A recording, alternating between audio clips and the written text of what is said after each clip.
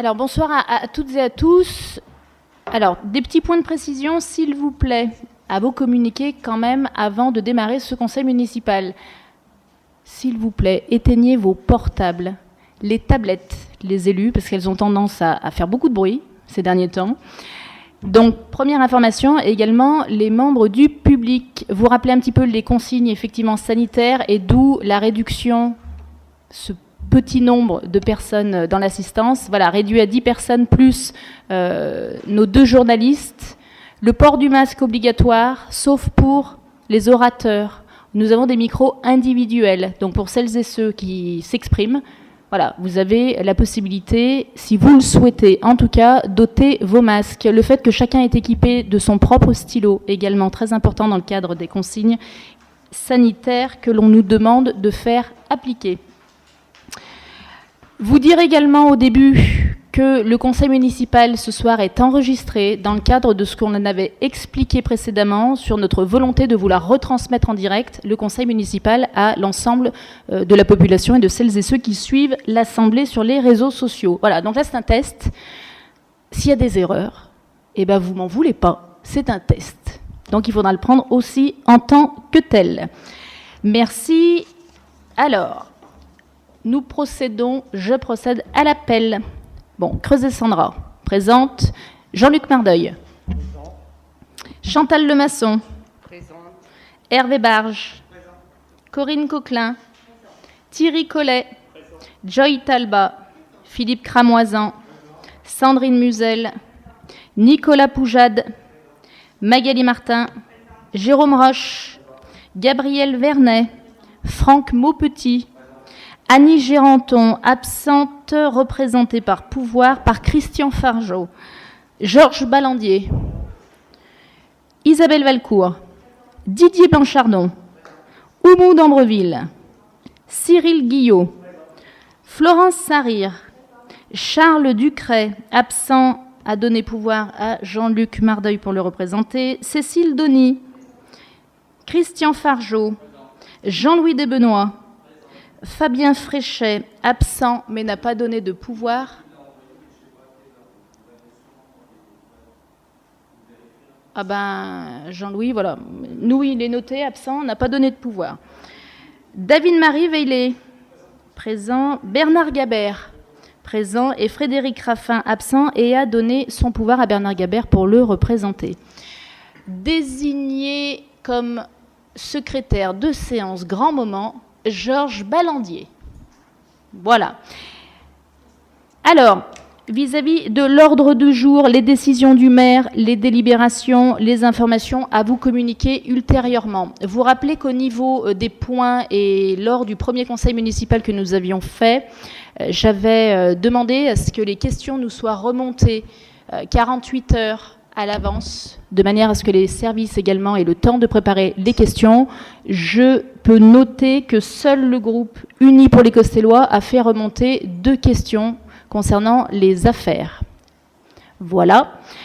Donc le premier point, les décisions du maire, des choses particulières où on peut directement passer aux affaires qui concernent le conseil municipal.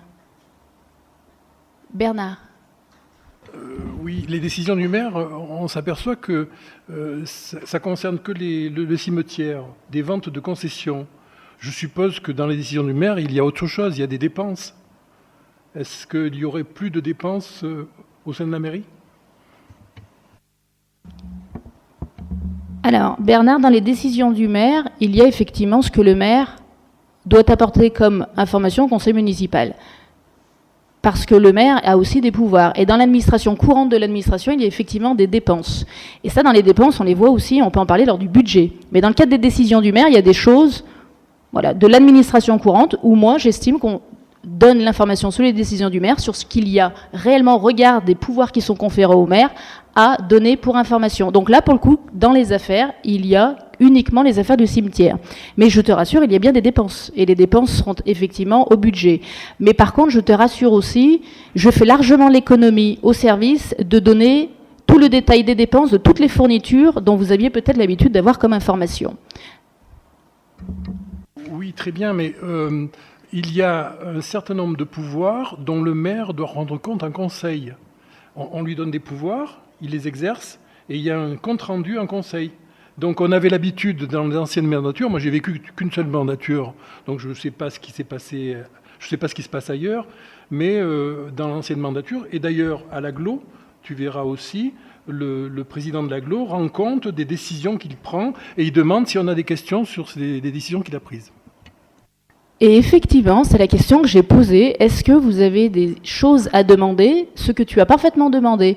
Et j'ai répondu que dans les décisions effectivement d'importance et que je dois communiquer et dans les affaires courantes, les décisions du maire, ce sont celles, avec l'arrivée que l'on a eue que dernièrement, ce sont celles sur les cimetières où il y a réellement l'impact et où il faut que je vous en donne information. Ce ne sont que les cimetières et les choses que vous avez pu avoir comme information dans les pièces jointes, effectivement.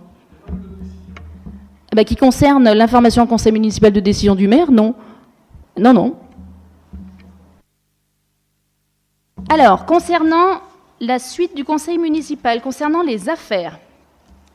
Alors, l'affaire numéro 1, donc je note qu'il y a une question du groupe Uni pour les Costellois dont on y répondra après. Le rapporteur Jean-Luc Mardeuil concernant la création des conseils de quartier. Donc, affaire numéro 1, création des conseils de quartier. Donc, la volonté municipale étant de faciliter et développer la participation citoyenne dans la vie démocratique de la collectivité, il est proposé la création de 4 conseils de quartier couvrant l'intégralité du territoire communal, selon les principes et les modalités de la charte transmise en annexe, avec le périmètre et la dénomination suivants. Conseil de quartier des Balmes-Pincourt, conseil de quartier du Centre, conseil de quartier des Plaines-Varennes et conseil de quartier des Étines-Guérin. Chaque conseil de quartier sera constitué obligatoirement d'un président, d'un vice-président et de conseillers de quartier. Madame le maire propose de désigner les élus suivants aux fonctions de vice-président. Franck Maupetit, quartier des Balmes, Pincourt. Didier Blanchardon, quartier du Centre. Jérôme Roche, quartier des Étines, Guérin. Isabelle Valcourt, quartier des Plaines, Varennes. Un service communal dédié est mis à disposition des conseils de quartier pour assurer les tâches administratives. Le nombre des membres varie d'un conseil à un autre et doit être représentatif de la population de chaque quartier. Donc là, nous allons pouvoir procéder au vote de cette affaire. Alors, avant de passer la parole au groupe Uni pour les Costellois qui va pouvoir nous poser les questions qu'il a posées, qu'il a envoyées par écrit, juste un petit peu vous recadrer les choses et vous réexpliquer. La volonté de la nouvelle municipalité, et on s'y était engagé si nous étions élus, c'est ce que l'on fait, c'est la création des conseils de quartier dans la ville. Ces conseils de quartier, on en a beaucoup échangé avec vous, la population, lors de la campagne électorale. Il semblait pour nous une nécessité, un besoin, mais une envie aussi que la population a de pouvoir prendre des décisions avec ses élus. J'entends par là que la population ne veut plus que les décisions soient prises uniquement que par un petit groupe d'élus. C'est peut-être ce qui a pu se passer. Vous nous l'avez fait remonter. La meilleure manière de pouvoir apporter satisfaction dans les choix qui peuvent être faits de nature immobilier ou autre, d'aménagement, d'espaces urbains, d'aménagement de tout type, des améliorations, peut-être aussi des prises de décision qui nécessiteront de faire aussi certains choix, de se séparer de telle ou telle chose, c'est le faire avec vous. C'est-à-dire que l'engagement que je prends en tant que maire, c'est de dire que toutes les décisions qui seront prises et qui auront un impact dans la vie de quartier et la vie des administrés seront débattues aussi lors des conseils de quartier. Mais ce n'est pas que ça le conseil de quartier. C'est aussi la manière de pouvoir régler des petits soucis du quotidien qui, lorsqu'ils passent peut-être par l'administration publique, avant de trouver une réponse, ou le chemin, ça peut parfois prendre beaucoup de temps. Mais le fait d'avoir les élus sur le terrain et de pouvoir débriefer avec eux et de faire remonter ces soucis du quotidien, vous allez voir, ça arrangera aussi beaucoup de choses et vous verrez que ça ira beaucoup plus vite. Ça, c'est dans l'esprit du quotidien. La réelle volonté du conseil de quartier, c'est d'administrer la ville avec vous. Les élus prennent les décisions. Le conseil municipal a toute son identité là-dedans. Mais l'administré, lui, n'est pas mis de côté. En tout cas, sous mon mandat et la municipalité que je représente, ça ne sera pas ma manière de faire. Et ça, c'était un engagement de campagne. Bien. Le groupe Uni pour les Costellois a une question. Nous vous écoutons. Oui, merci. Donc, Madame la maire, Monsieur Mardeuil, chers collègues, la volonté affichée de vouloir dynamiser la vie politique costelloise est une excellente nouvelle. Face aux crises politiques continues depuis plusieurs décennies et au désengagement massif des citoyens et des citoyennes de la chose publique, il apparaît urgent de mettre en œuvre des outils favorisant la proximité et l'implication de toutes et tous. Toutefois, nous regrettons que les périmètres et les modes de fonctionnement des futurs conseils de quartier n'aient pas été travaillés de façon collaborative au sein de la commission urbanisme. Donc nous avons fait des propositions d'amendement la semaine dernière, car si sur le principe nous sommes favorables à la mise en place de ces nouvelles instances démocratiques, nous alertons en l'état sur leur très faible dimension participative en raison des points suivants. Le débat public comprend le risque d'être instrumentalisé par la majorité, faisant des conseils de quartier un outil de légitimation politique. J'en veux pour exemple le fait que les ordres du jour soient validés en amont par Madame la maire. Le processus d'élaboration et de décision collégiale est absent du fonctionnement de ces futurs conseils de quartier. Doter ces instances d'un droit de pétition pour inscrire un sujet à l'ordre du jour du conseil municipal, accompagné d'un budget alloué, serait une première reconnaissance allant dans ce sens de ce que nous avons proposé dans notre programme avec la mise en place d'un budget participatif citoyen. Bien que les conseils de quartier constituent uniquement un dispositif d'information et de consultation en l'état auprès de la population, nous conservons l'espoir d'une future évolution vers une véritable participation citoyenne, proactive et concrète, pour initier et décider collectivement des projets locaux. C'est pourquoi le groupe Uni pour les Costellois votera pour ce rapport. Je vous remercie. Merci, Monsieur Veillet, de votre intervention. Alors, pour reprendre un petit peu certains sujets, je me réjouis d'écouter que vous êtes favorable. Je me réjouis d'autant plus que vous nous encouragez dans notre démarche, le groupe Uni pour les Costellois, et je me réjouis d'autant plus de cela quand on sait que des projets antérieurement ont été actés, décidés, pris que par un petit groupe d'élus. Je veux citer l'École des Plaines, les Balmes, Pincourt. C'est pas rien quand même dans une ville, à la dimension du coteau. Aujourd'hui, dans ce que vous soulevez, pour vous reprendre un petit peu les périmètres des conseils de quartier, ils ont un sens, Monsieur Veillet, les conseils de quartier. Ils correspondent au découpage de zones police. Il faut savoir que dans le cadre des conseils de quartier, il y a aussi un dispositif initié et mis en place que nous réactivons et nous dynamisons, mais vraiment mis en place par mon prédécesseur, Monsieur Desbenoît, et c'est une très bonne chose, c'était les voisins vigilants. Il y a un sens dans les conseils de quartier et un lien très fort avec celles et ceux qui, à un moment donné, peuvent avoir à intervenir suivant certaines problématiques. C'est aussi la police.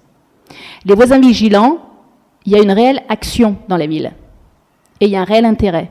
Les conseils de quartier, le plus cohérent et pragmatique, c'est de suivre ce découpage-là pour qu'on évite de se perdre lors de certaines informations, d'où ce découpage.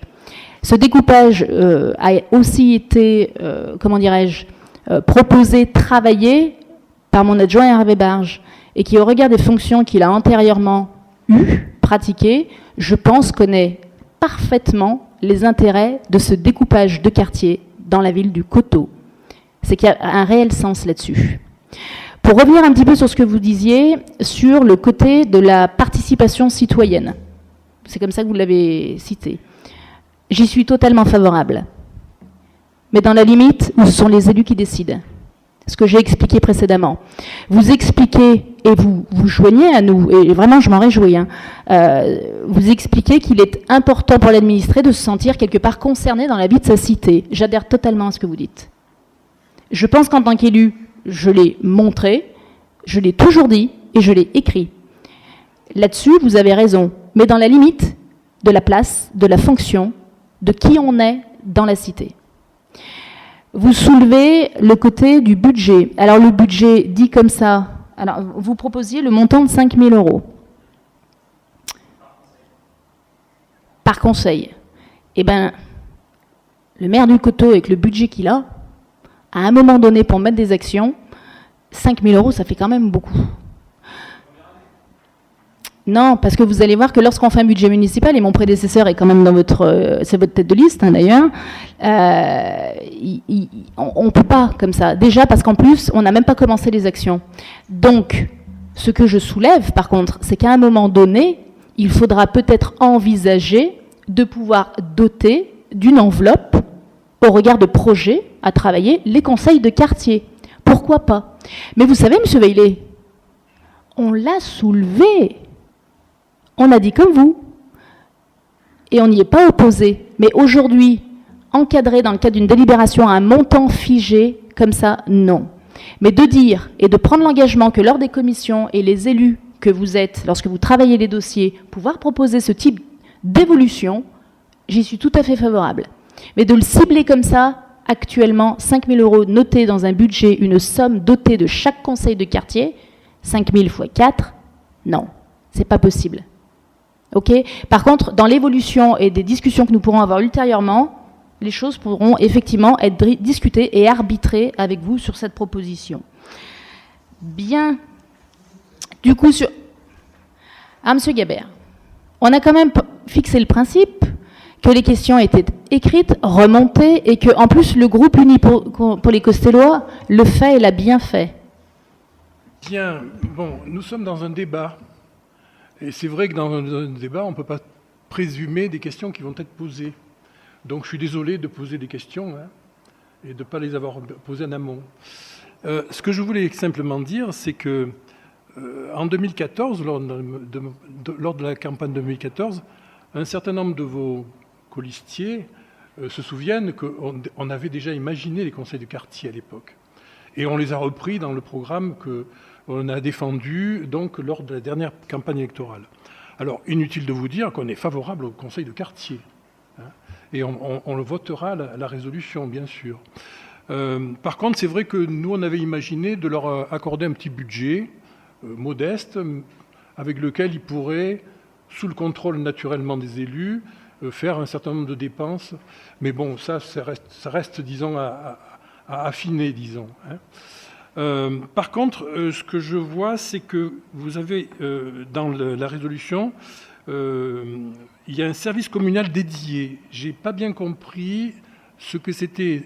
Je vois bien ce que c'est qu'un service communal dédié, mais quel sera l'effectif? Comment ça se passera? C'est la définition de ce service communal. C'est ce que j'aimerais bien avoir comme précision.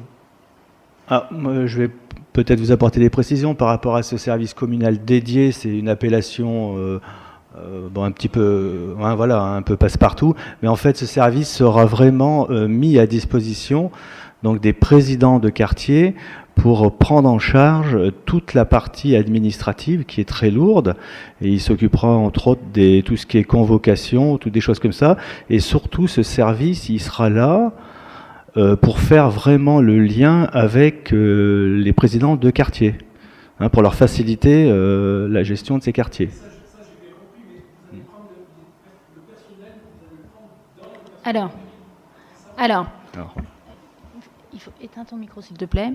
Là, ce qu'on est en train de faire au niveau de la mairie, effectivement, il va y avoir des réorganisations internes puisque il y a aussi des personnels de mairie qui souhaitent avec nous explorer de nouvelles compétences et de nouvelles actions que l'on peut mettre en place. Donc effectivement, ça nécessitera, dans le cadre du secrétariat général du maire, parce que c'est vraiment des problématiques qui sont liées avec le maire, hein, les problématiques de terrain pur et dur, ça nécessitera effectivement d'avoir un agent qui est actuellement en mairie, au secrétariat général, et qui souhaite développer, être au plus proche et travailler avec les élus, au plus proche du terrain. Tout à fait. Il faut savoir que les conseils de quartier, c'est un gros boulot de préparation.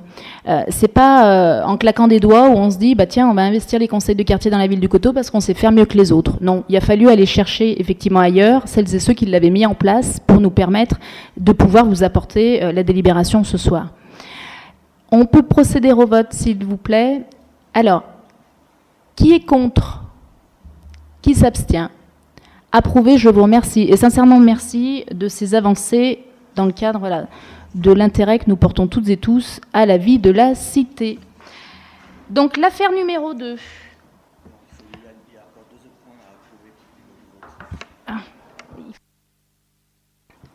Jean-Luc, vas-y, continue. Donc là, le point numéro 1 a été mis au vote. Donc maintenant, le point numéro 2, on vous demande d'approuver la désignation des élus à la vice-présidence des conseils de quartier comme indiqué précédemment. Donc qui est contre? On refait. Dans l'ensemble de la délibération, lorsque l'on vote, on vote le tout. Maintenant, si vous souhaitez qu'on fasse par section, c'est pas pareil. Ah bah, mais les d'accord. délibérations, on vote le tout. Donc, on recommence et on vote le tout. Donc, qui est contre? Alors, Bernard. Excuse. La désignation des assesseurs du président et du vice-président, j'ai compris qu'il y avait sept personnes qui allaient animer le concert de quartier. Il y a un président, vice-président, et il y a 4 ou 5 assesseurs. C'est ce que j'ai lu dans le mémo. Donc la désignation, ça se passera comment? Les assesseurs? Le conseil? En fait, c'est la constitution du bureau. Donc c'est le président, le vice-président, plus 5 conseillers de quartier qui vont constituer le bureau, le noyau.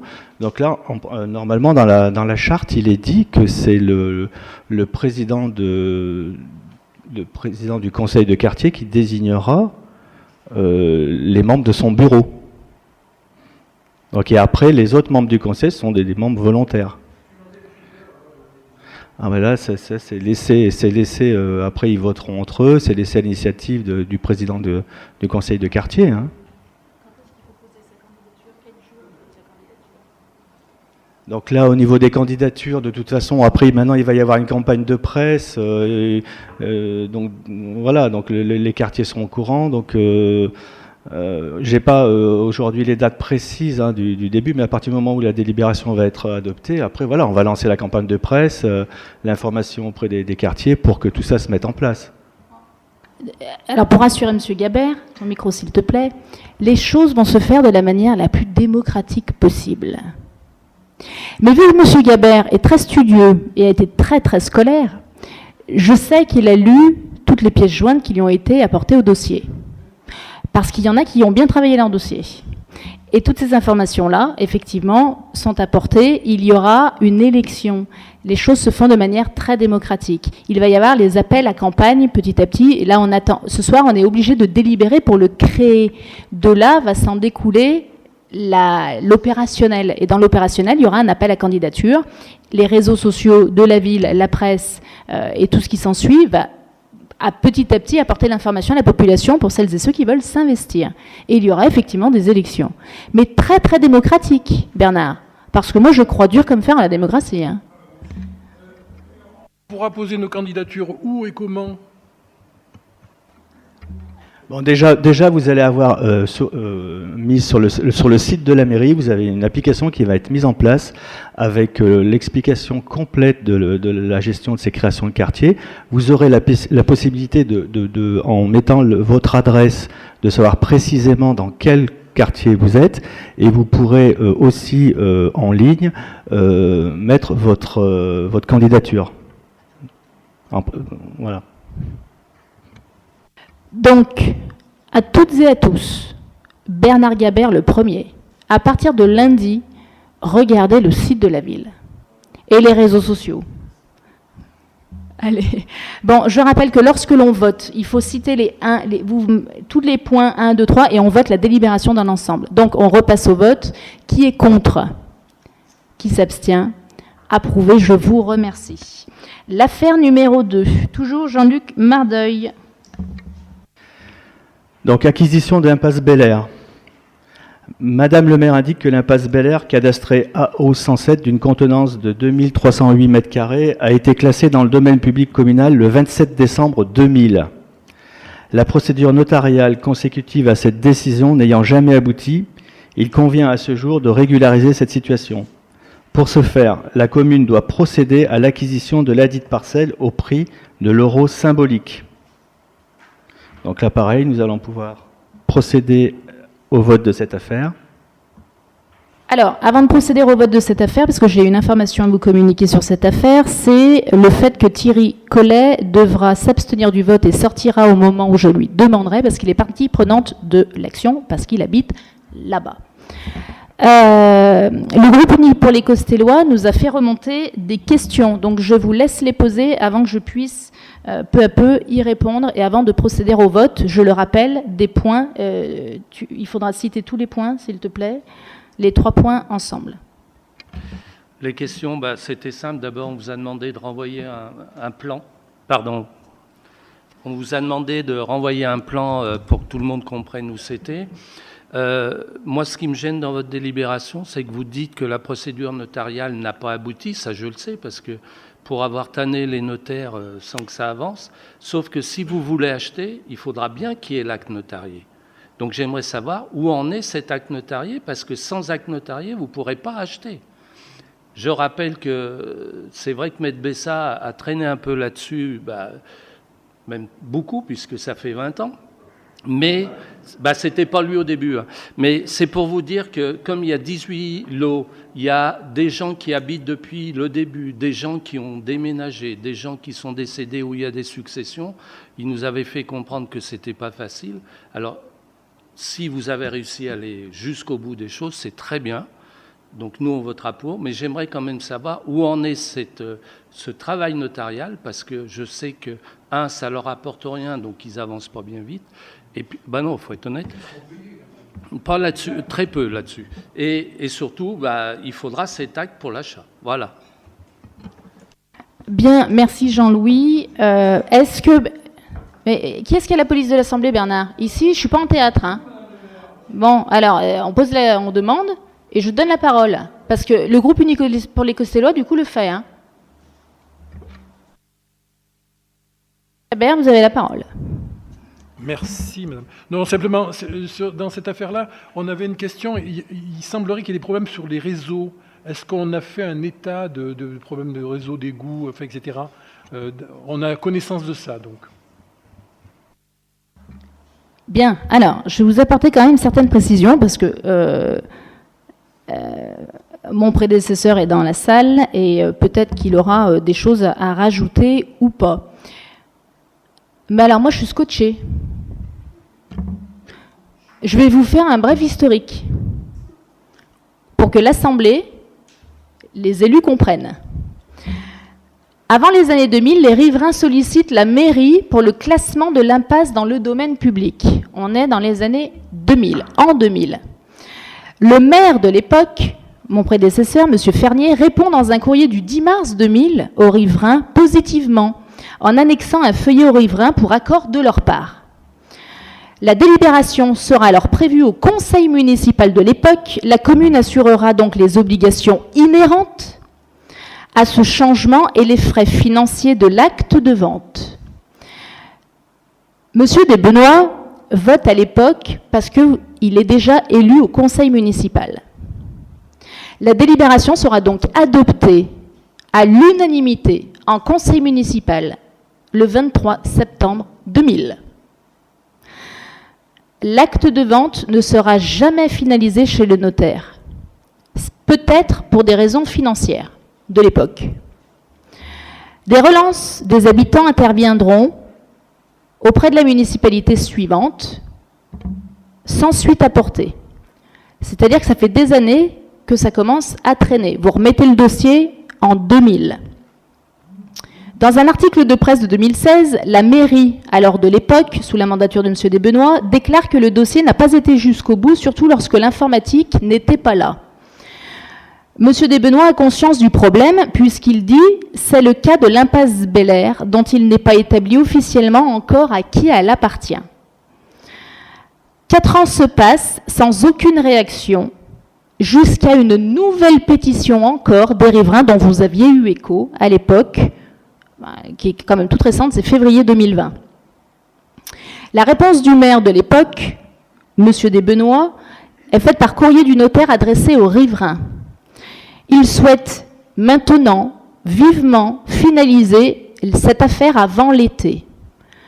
Le courrier a été signé et envoyé à l'ensemble des riverains de l'impasse Bel-Air le 9 mars de cette année, 6 jours avant les élections municipales. Donc les riverains, depuis le 9 mars, donc moi, ils m'ont rapporté aussi ce courrier-là et les services me l'ont ressorti.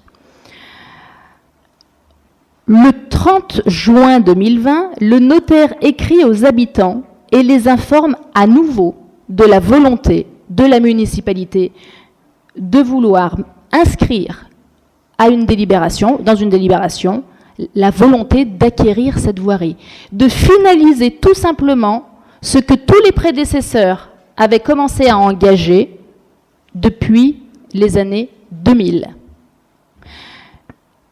Ça aurait dû être fait par mon prédécesseur s'il avait été élu, si on en suit la logique.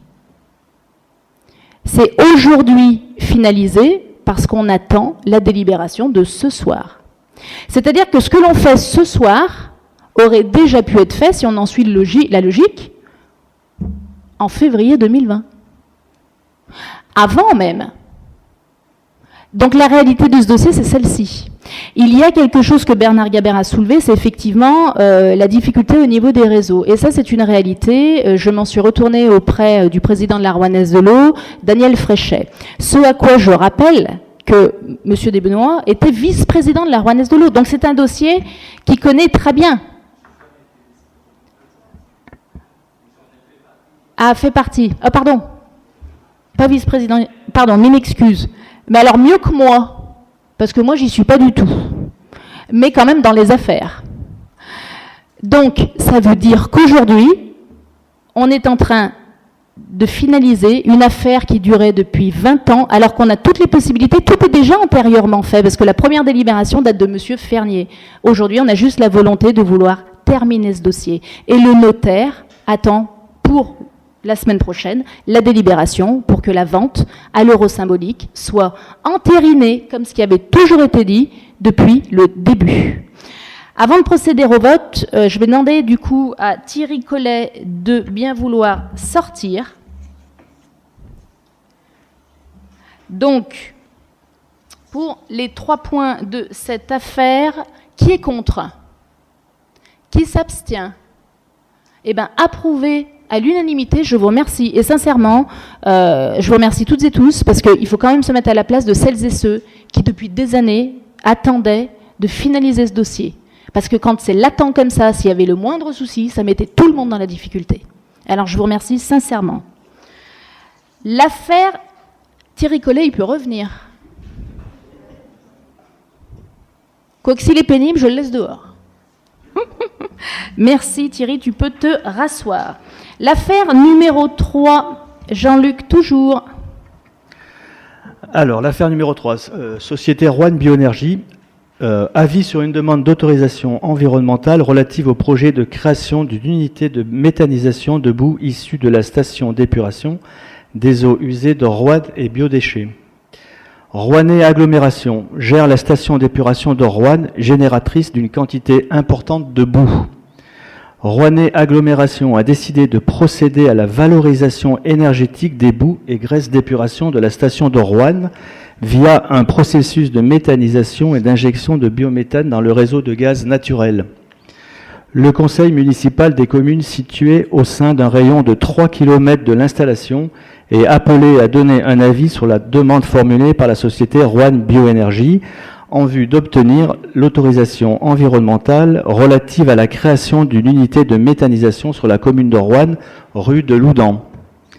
Vu le dossier auquel sont joints l'étude d'impact, l'étude de danger, les plans et les pièces présentées à l'appui de la demande, considérant que la méthanisation en permettant la production d'une énergie renouvelable à partir de déchets organismes s'inscrit dans un projet de développement durable et de valorisation des déchets.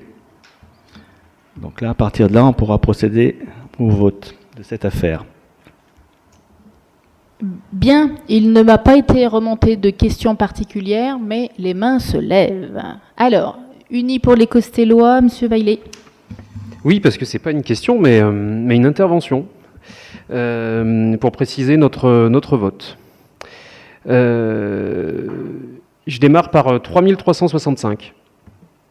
C'est pas la distance qu'il y a à en mettre entre la mairie et le futur projet, c'est juste le nombre de pages qui constitue le dossier qui nous a été transmis, correspondant peu ou prou au dossier d'enquête publique. Et on est d'accord, c'est la faute de personne, hein, mais c'est juste pour le rappeler. Bon. Vous avez l'humour ce soir, hein Oui. Vous allez le garder, j'espère, jusqu'à la fin. Hein. Oui. comptez sur moi. Non, raisonnablement, comment est-il possible de se prononcer sur un sujet aussi technique en si peu de temps ? Ouais. Et qui, au sein du Conseil, peut dire qu'il a tout lu, et quand bien même, en ayant tout lu, a tout compris du sujet ?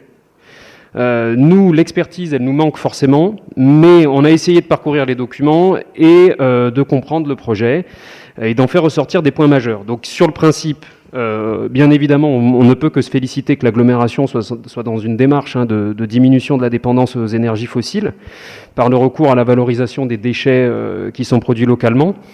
Il reste cependant d'importantes incertitudes et zones d'ombre sur la mise en œuvre du projet et son contrôle dans le temps.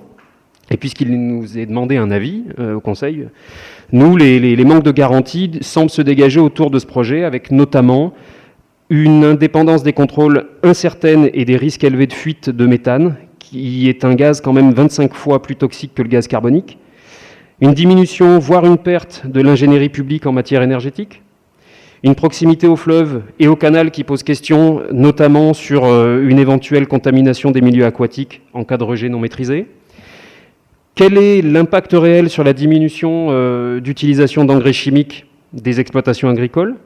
Et puis enfin, un modèle économique où il apparaît un dégagement de 10 à 12 millions d'euros de bénéfices d'exploitation sur 15 ans, dont la population quand même ne verra aucune retombée, alors qu'une subvention publique de plus de 3 millions d'euros a été affectée au projet. Donc nous, c'est au regard du manque des garanties fondamentales pour la protection de la santé et de l'environnement et dans le respect du principe de précaution que le groupe Uni pour les Costellois s'abstiendra pour ce rapport. Je vous remercie. Merci, M. Veillet. Bernard Gabert.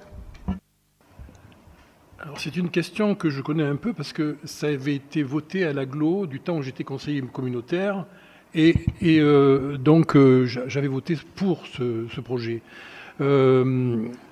C'est un projet, donc, on va générer des énergies donc propres avec ce projet. Aujourd'hui, on a des déchets qui sont inexploités, donc l'usine de méthanisation me semble tout à fait logique. Hein. Par contre, c'est vrai qu'on peut se poser une question, je ne me souviens pas bien, les risques de rejet donc, odorants, hein, quand on passe à côté de l'usine de traitement aujourd'hui, qui est au bord de la Loire, il y a des odeurs par moments qui sont très désagréable. Alors, est-ce que, au niveau des risques dans ce type d'installation, je ne sais plus ce qu'il en est dans ce projet, et en particulier des odeurs, normalement, il ne devrait pas rejeter d'odeurs, hein, puisqu'il les capte pour les transformer, les injecter dans le réseau. Mais ça me semblait... J'ai oublié ce qu'il en était, et c'est une question que je me pose aujourd'hui. Merci de vos interventions à tous les deux. Alors... C'est parfois compliqué de pouvoir répondre parce que c'est évident que vu le nombre de pages qu'il y a, on n'est pas des techniciens, on n'est pas des pros. Voilà, à un moment donné, on a aussi ses limites. Par contre, Bernard Gabert l'a soulevé, c'est un dossier qui ne date pas d'aujourd'hui, c'est quelque chose qui est porté par l'agglomération et cette question du méthaniseur qui est un réel enjeu et d'intérêt réellement pour le territoire. On ne peut pas l'occulter, on demande aux conseils municipaux de bien vouloir délibérer. Il y a 3500 pages, pas kilomètres, ou je ne sais plus ce que vous avez dit, avec beaucoup d'humour. Voilà. Par contre, Bernard Gabert, il va falloir commencer à prendre l'habitude de lire davantage les documents, hein, parce que par rapport à la dernière phrase de votre intervention, il y a des précisions là-dessus qui sont purement techniques et qui expliquent cela. Voilà. Mais je remarque qu'en conseil communautaire, du coup, avant, vous ne suiviez pas non plus. Alors. Non, en tout cas, c'est très complexe. Il y a de réels enjeux. Nous, on se fait le relais pour l'agglomération de délibérer à ce niveau-là. Je rappelle tout l'enjeu et l'intérêt du méthaniseur et qui fait vraiment consensus au niveau des élus, hein, parce qu'on en a encore abordé il n'y a pas longtemps. On a abordé le sujet. Voilà. Maintenant, moi... Je vous demande de délibérer. J'ai bien pris en considération vos remarques. Je vous invite que l'on soit élu de la majorité de l'opposition, enfin peu importe la place de l'élu au niveau du conseil municipal du Coteau, vous allez avoir des commissions au niveau de l'intercommunalité aussi, hein, pour vous apporter des éclairages sur certaines compétences et certains dossiers spécifiques. Moi, je vous invite à vous y inscrire de manière à ce que vous ayez les réponses à ce titre-là. Et très honnêtement, je ne suis pas en capacité de vous apporter toutes les réponses là-dessus. Hein. Par contre, on peut s'en faire le relais et je vous invite réellement à vous investir au niveau de l'agglomération. Concernant le vote sur cette affaire, qui est contre ? Qui s'abstient ? Donc, on a 2 abstentions. Le reste, approuvé. Je vous remercie pour cette affaire. On enchaîne avec l'affaire numéro 4. Et là, je passe la parole à Corinne Coquelin. Merci. Affaire numéro 4, convention globale. Nous vous rappelons que le contrat enfance-jeunesse conclu auparavant avec la Caisse d'allocation familiale en 2017 permettait de soutenir financièrement les actions menées par la jeunesse, notamment l'accueil périscolaire et extrascolaire. Ce contrat a expiré le 31 décembre 2019. La convention territoriale qui lui a succédé le 1er janvier 2020, a désormais vocation à devenir le socle de toute relation contractuelle entre Rouennais Agglomération, qui porte désormais la compétence petite enfance, la commune du Coteau et la Caisse d'allocation familiale. Considérant que cette convention territoriale globale, ou plus communément CTG, est une démarche de co-construction qui s'appuie sur les axes stratégiques d'un territoire pour mieux répondre aux attentes et aux besoins de la population. Considérant que l'ensemble des territoires couverts par l'ex-contrat enfant-jeunesse conservent les financements pour l'année 2019, mais que ceux-ci sont dorénavant versés directement aux structures gestionnaires. Il est donc proposé au vote au conseil municipal, premièrement, de confirmer l'engagement de la commune du Coteau dans la démarche de convention territoriale globale. Deuxièmement, de s'engager à aboutir à la signature de cette nouvelle convention avant le 31 mars 2021, et ce pour une durée maximum de 5 ans. Merci Corinne pour cette précision. Alors effectivement, il y a des évolutions dans les manières de faire et là, et dans le cadre un petit peu réglementaire, et là, c'en est une évolution et il va falloir que l'on s'y conforme. Est-ce qu'il y a des prises de parole sur cette affaire ou rien de particulier? Bien, alors on passe au vote. Qui est contre? Qui s'abstient? Eh bien, approuvé à l'unanimité, je vous remercie. Concernant l'affaire numéro 5, toujours Corinne Coquelin.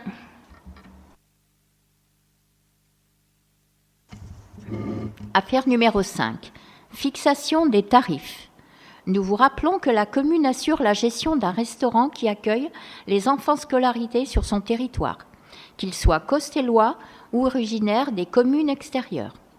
Cette prestation comprend la fabrication et le service du repas par des personnels communaux et le transport des élèves sur site.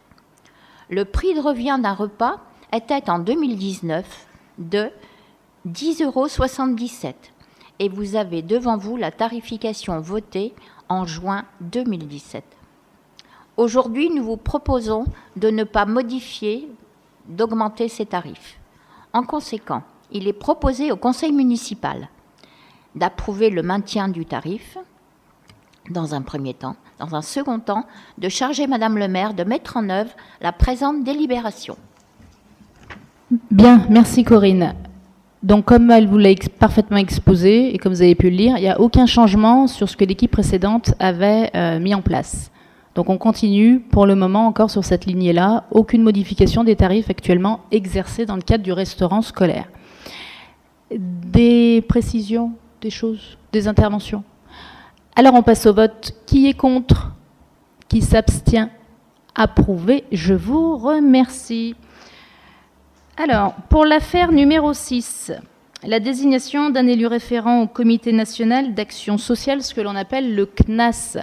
Alors, pour les personnes qui ne sont pas érudites de la chose, la fonction publique a ses particularités, tout comme le milieu privé, industriel ou autre, enfin privé, a les siennes. Le CNAS, en fait, c'est une sorte, entre guillemets, de comité d'entreprise.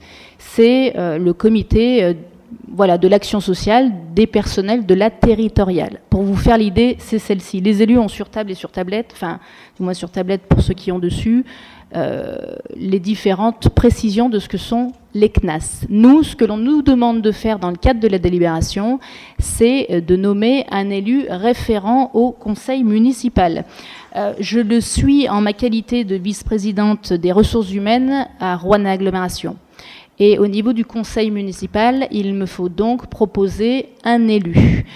Ce qui m'a semblé comme logique, et avec les élus, de proposer l'élu référent, l'adjointe en charge avec le maire des ressources humaines.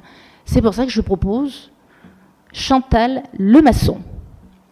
Est-ce qu'au niveau de cette délibération, au regard des points que l'on vous demande de voter, il y a des précisions? Alors, nous passons au vote. Qui est contre? Qui s'abstient?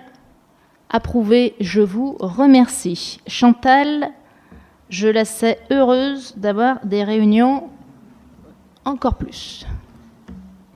Bon, je tiens quand même à préciser, on fait un petit peu d'humour, mais il faut quand même préciser que sur ces types d'actions, et le CNAS propose des choses pour l'agent de la collectivité, voilà, que ce soit à travers de prix préférentiels parfois, des actions en termes parfois de crédit. Il y a tout ce type-là, voilà, vous connaissez ça au niveau de l'entreprise, dans le privé. Moi, je connais ça au niveau de l'hospitalière. À l'hôpital de Rouen, nous avons ça aussi. La territoriale a ça. Il y a pour des agents de belles choses qui y sont faites. L'affaire numéro 7. Alors, l'accès à la protection sociale complémentaire pour les risques prévoyance et les risques santé aux agents contractuels de droit public dans le cadre de la convention de la participation proposée par le Centre de gestion de la Loire. Grand moment quand on n'est pas des érudits de la fonction publique et de la territoriale encore. Le Centre de gestion de la Loire, c'est celui qui est le gestionnaire des carrières. En fait, les agents sont rattachés dans le cadre de leur carrière, les agents de la territoriale, au Centre de gestion de la Loire. Le CDG 42 même, on appelle ça. À ce titre-là, donc toutes les avancées de carrière, les avantages ou des propositions qui sont faites en termes de prévoyance, de couverture de risques et autres, lorsque vous êtes un titulaire de la fonction publique, parce que vous savez que dans la fonction publique, il n'y a pas que des fonctionnaires. Il y a les titulaires, donc les fonctionnaires, et les contractuels, des personnes qui sont en CDD, voire en CDI de droit public. J'ai souhaité, et je propose à l'ensemble du conseil municipal, je ne suis pas pour les différences. Alors, il y a un truc qui commence à m'énerver un petit peu, c'est toutes ces différences que l'on fait dans la fonction publique. Moi, je pars du principe, parce que en tant que maire, en tout cas dans la ville, je peux me permettre de le faire au niveau de la mairie, je pars du principe que les gens accomplissent leurs tâches, ont un travail, ont des compétences. Donc, jouer ce clivage entre le titulaire et le contractuel, moi, j'en voulais plus. Donc je propose, il y a des agents qui sont contractuels au niveau de la mairie, je leur propose les mêmes droits en termes de couverture, prévoyance et risques que les agents fonctionnaires, donc titulaires. D'où cette délibération que je propose au conseil municipal, ça n'était pas le cas avant. Moi je trouve que c'est une juste reconnaissance du travail qui est accompli, de l'ensemble des personnels de la territoriale qui se lèvent tous les matins et qui font très bien leur travail. Et d'arrêter ces distinctions entre le fonctionnaire et le titulaire. Sur certaines choses, on peut le faire. Là, on a la latitude de pouvoir le faire. Je le propose au conseil municipal. Est-ce qu'il y a des interventions? Alors, M. Desbenoît. Oui, simplement, je rappelle que c'est quelque chose de nouveau, puisque ça date de l'année dernière, et que c'est vrai qu'on avait commencé par les titulaires et les stagiaires. Donc c'est très bien qu'on aille plus loin. Par contre, j'ai une question, parce que dans les contractuels, vous avez mis d'1 an minimum, alors souvent, on leur fait des contrats de 6 mois. Donc je voulais savoir, ceux qui avaient un contrat de 6 mois, s'ils y avaient le droit ou pas. Sinon, ça fera une coupure aussi. Voilà, c'est tout.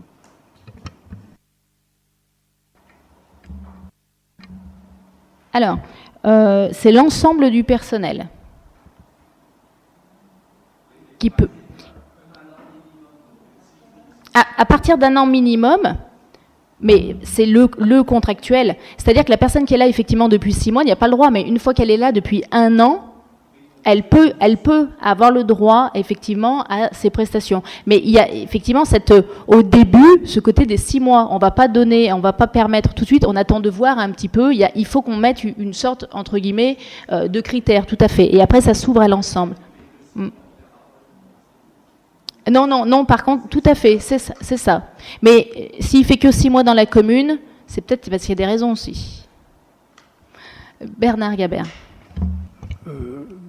Moi, je trouve que c'est une bonne mesure. Je suis très sensible à l'injustice et j'aime bien, dans certaines situations, une certaine égalité. Et là, c'est bien, c'est un progrès.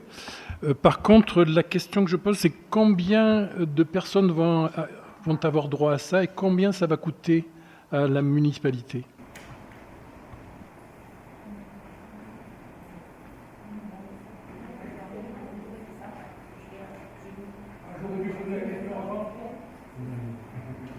En fait, d'où l'intérêt, parce que j'ai des services qui sont au top niveau, d'où l'intérêt de préparer un petit peu aussi les questions en amont, de manière à éviter de se tourner et de me créer un torticolis. J'ai déjà la réponse, quand certains le font d'ailleurs très bien. Là, en ce qui concerne le nombre d'agents actuellement dans la commune, il n'y a qu'une personne qui est concernée. Une personne. Une personne qui va être concernée par ce type-là, du coup, de proposition. Ah ben non, mais là, il y a un moment donné, il y a aussi un conseil municipal et il y a une obligation de discrétion des agents. Par contre, rien n'empêche que lors du point RH, on aborde, mais entre élus. Mais là, un conseil municipal, c'est aussi public. Et on a l'obligation de discrétion de nos agents. Auquel cas, Bernard Gabert, je pourrais avoir des soucis. J'ai pas envie d'en rajouter. Au niveau du budget de la commune, c'est environ 5 800 € pour la prévoyance et 2 700 € pour la santé. C'est que de l'approximation, là. Hein. Par contre, les choses et les données pourront parfaitement, vous avez posé une question, les choses et les données précises par Lucie, notre DRH, pourront parfaitement vous être données et c'est tout à fait normal, vous êtes élu. Il n'y a pas de souci. On procède au vote, s'il vous plaît. Hop, pardon. Alors, merci pour mon coup. Hein. Qui est contre ? Qui s'abstient? Approuvé à l'unanimité. Merci pour les agents de la collectivité, sincèrement. L'affaire numéro 8. Alors, le recours au dispositif parcours emploi et compétences. Ce dispositif-là, pour celles et ceux qui ne connaissent pas, c'est la nouvelle appellation. Alors, le législateur aime bien changer et mettre sa petite pointe et sa petite touche dès qu'il y a une nouveauté. C'est le cas dans l'emploi, l'insertion, l'employabilité. Les contrats aidés n'existent plus. Il y a une nouvelle dénomination, c'est le parcours emploi et compétences. Pourquoi faire long quand à la base c'est la même chose? Certes, il y a des petites particularités quand même au niveau de ce dispositif-là. Mais en tout cas, au niveau de la mairie du Coteau, j'ai souhaité, dans le cadre un petit peu, et ça rejoint les propos de Bernard Gabert, faire appel à ce type de contrat. Alors, il y a deux raisons. Il y a la première raison qui est, je crois, dure comme fer, en la possibilité d'insertion et de réinsertion des personnes, des publics dits éloignés de l'emploi. On n'a pas tous la même chance dans la vie. On n'est pas tous nés sous la même étoile. Ici, en mairie du Coteau, j'ai envie qu'on développe un petit peu ces dispositifs-là où on va redonner de l'estime de soi et de l'envie à des gens de vouloir se réinsérer et reprendre goût au travail. Ces dispositifs-là, qui sont des dispositifs d'État. Le deuxième point d'intérêt pour la commune, c'est le côté que lorsque vous recrutez, l'État vous rembourse certaines choses. Il y a des montants sur les salaires, les charges. Et c'est là où c'est intéressant pour les collectivités. Dans ces types de contrats-là, il y a aussi la possibilité de monter en compétences. Oula, faut pas que je parle trop près du micro. De monter en compétences. D'où le parcours emploi-compétences. On se réinsère peu à peu, on développe ses compétences pour être en capacité d'être dans l'emploi, employable, dans l'employabilité, comme tout le monde.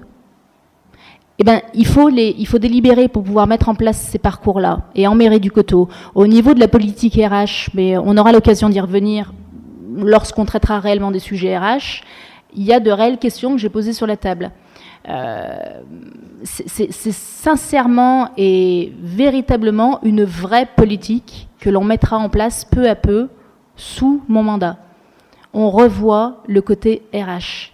Il y a plein de gens en interne qui peuvent évoluer, qui peuvent développer des compétences. On peut aller chercher à l'extérieur plein de gens qui ont envie de se réinsérer, donner de leur temps pour découvrir ce qu'est le travail dans la collectivité, mais qui ne nous coûte pas plus cher forcément sur un budget. C'est ce qu'on appelle des choix politiques, de mettre en place une politique RH. Et bien, à travers ce signe-là, c'est déjà un pas dans une nouvelle politique RH. Est-ce que vous avez des prises de parole? Bernard Gabert. À mon avis, c'est une bonne initiative. Par contre, combien de personnes vont être concernées par ce dispositif et quel budget va-t-on y consacrer? Alors, cette question-là, aujourd'hui, c'est une délibération pour que déjà on puisse mettre le pied dedans. Parce que tant qu'on n'a pas délibéré, on ne peut rien faire. Donc là, actuellement, à l'avenir, il y en aurait une, peut-être deux, peut-être trois, en fonction des carences, peut-être des manques que l'on a pu soulever à certains moments, de coups de pouce et d'appui à d'autres. Aujourd'hui, c'est quelque chose qu'on va commencer à mettre en place dans la commune. Donc, et le budget qui y est afféré, qui est alloué, alors ça, aujourd'hui, je ne peux pas non plus donner la réponse. Parce que tant qu'en face, je n'ai pas le topo de ce qui est de la politique RH, je dirais des bêtises si publiquement je répondais à la hâte. Donc ça, c'est des choses qui, dans le cadre d'un budget, parce qu'il ne faut quand même pas oublier qu'un conseil municipal vote un budget. Donc dans le budget, le jour où nous débattrons du budget, là, on pourra débattre de cette question. Est-ce que l'on peut passer au vote? Alors, qui est contre cette délibération? Qui s'abstient? Approuvé, je vous remercie. À l'unanimité également pour ces dispositifs, la création de ce dispositif. L'affaire numéro 9, la signature d'une convention avec le Centre communal d'action sociale, ce que l'on appelle le CCAS, pour la mise à disposition d'un agent. Je laisse la parole à Corinne Coquelin. Merci. Affaire numéro 9, signature d'une convention avec le Centre communal d'action sociale pour la mise à disposition d'un agent. Depuis juin 2018, un fonctionnaire chargé de la comptabilité et de l'accueil au foyer Résidence du Parc est en congé de longue maladie. J'en profite pour lui souhaiter, au nom de tous, un prompt rétablissement. C'est pourquoi l'établissement avait procédé au recrutement temporaire d'un agent contractuel de droit public à temps complet jusqu'au 31 mai 2020. Depuis le 1er juin, les besoins de ce poste ont été réévalués et s'établissent à la moitié d'un équivalent temps plein. La ville du Coteau, disposant de moyens humains pour pallier à cette absence, propose de mettre à disposition du foyer l'un de ses agents contractuels de droit public à mi-temps. Il convient donc qu'une convention de mise à disposition partielle soit conclue entre la commune et le CCAS, gestionnaire du foyer Résidence du Parc, pour le poste d'agent administratif. Il est donc proposé au conseil municipal de bien vouloir, dans un premier temps, approuver la convention de mise à disposition partielle d'un agent contractuel de droit public de catégorie C. Deuxièmement, d'autoriser Madame le maire à le signer. Dire que la convention est effective à effet du 1er septembre 2020. Bien, merci Corinne de ces explications. Pour vous recadrer un petit peu le contexte, alors sans citer de nom de la personne, mais peut-être que, j'imagine que les élus ont compris de qui il s'agissait, le choix a été de lui faire intégrer le foyer résidence à la hauteur d'un mi-temps qu'elle occupait. Pourquoi? Parce que précédemment, j'avais expliqué lors d'un conseil municipal et j'avais appris un mot, cost killer. J'ai compris après ce que ça voulait dire, parce que moi je parle couramment l'espagnol, parce que ma maman est espagnole, mais là j'avais du mal quand même. Je me suis dit, qu'est-ce qu'il me dit? Donc, du coup, le choix avait été fait. Il vous est proposé surtout de faire ce choix de mettre l'agent que j'avais actuellement en mairie sur un plein temps comptabilité informatique, de mettre cet agent en mi-temps comptabilité toujours auprès du service finance qui en a grandement besoin sans problème, et de lui faire compléter son mi-temps au foyer résidence toujours en comptabilité administrative, c'est-à-dire sur les compétences qu'elle a depuis le début et qu'elle souhaite performer. Le mi-temps que cet agent occupe du coup à présent, j'ai pris le mi-temps de celle à qui j'ai demandé de créer le service de développer l'activité de l'achat et de l'économat. À la base, c'était à mi-temps, c'était 50% mairie, 50% foyer. En fait, c'est la même chose, on fait la même chose, mais avec 2 agents. Il y avait 2 agents, mais on renverse les rôles, en fait. Parce que celle qui est actuellement au service achat économat, qui était à mi-temps sur les 2 institutions, vu le job qu'elle nous fait, ce qu'on lui demande de faire et les économies qu'on lui demande d'avoir, eh ben ça demande du temps, du boulot et de pouvoir négocier, démarcher et faire le job. Donc aujourd'hui, c'est réellement un plein temps qu'il faut. Donc c'est Vanessa, en fait, qui compose, voilà. Ce que vous avez compris sur les vases, je cherche l'expression quand on fait comme ça, mais me communiquant ou finalement j'en sais rien du tout, mais effectivement il y a ça, d'accord ? C'est ça, c'est tout simplement remettre administrativement quelque chose qui se pratique et qui est effectif, hein, de fait et puis logique pour nous, mais il faut qu'il y ait une délibération qui nous permette de pouvoir prendre les charges, se rembourser, parce qu'il y a le salaire, c'est sur le budget communal, d'accord ? Est-ce qu'il y a des précisions ? Est-ce que l'on peut passer au vote ? Alors, qui est contre ? Qui s'abstient ? Approuvé, je vous remercie pour cette affaire. Ensuite, l'affaire numéro 10, sur la modification de plusieurs postes budgétaires. La parole à Chantal Lemasson. Merci. Par délibération du 7 juillet 2020, le Conseil municipal avait approuvé l'actualisation du tableau des effectifs de la commune. Donc, ces possibilités d'avancement de grade pour l'année 2020 ont été offertes à 6 agents qui sont donc passés devant une commission administrative paritaire qui a eu lieu le 9 septembre. Donc, les crédits budgétaires ont été inscrits au budget primitif parce qu'on avait anticipé cette promotion. Et le tableau des effectifs des fonctionnaires se retrouve donc à 76 agents avec ces changements. À savoir que cette promotion représente 3 241 € sur le budget, soit 0,09% des crédits inscrits au chapitre 012. Voilà.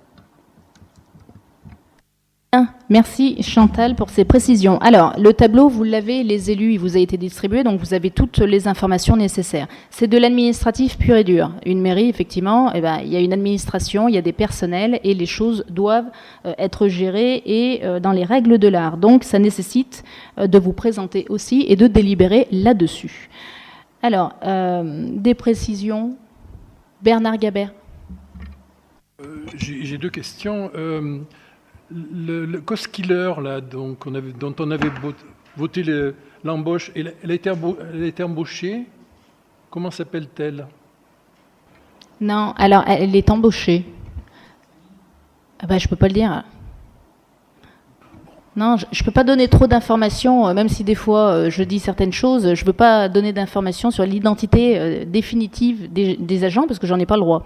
Même si je vous donne, même si je vous donne des indications. Par contre, oui, elle est embauchée, hein, mais en contrat. Hein, donc oui, et sur la base d'un agent de catégorie C, personnel purement administratif. Et on peut pas savoir qui c'est alors ? Publiquement non, mais par contre, vous pourrez l'avoir. La réponse, il n'y a pas de souci. D'accord, je viendrai en mairie alors. Il n'y a pas de problème. D'accord. J'ai une deuxième question. Ça concerne le directeur général des services. Il est toujours au tableau. Qu'est-ce qu'il est devenu, ce directeur général ? Ça fait partie des points que nous aborderons parce que j'ai des choses à dire. Mais oui, ça fait partie des points que je dois aborder, puisque un maire a l'information à son conseil municipal et des choses très réglementaires. Donc, je vais y venir. Mais il fait partie des effectifs. D'ailleurs, il est même noté. Hein. Mais vu que j'ai remarqué que Bernard Gabert ne lisait pas beaucoup, on procède au vote. Qui est contre ? Qui s'abstient ? Allez, approuvé à l'unanimité. Sincèrement, merci. Bon, en ce qui concerne les affaires du conseil municipal, purement et simplement, la chose est faite. Et merci en tout cas, sincèrement, des discussions que l'on peut avoir, des petites taquineries fort sympathiques, mais voilà, chacun à sa place, et le respect. Je vous remercie.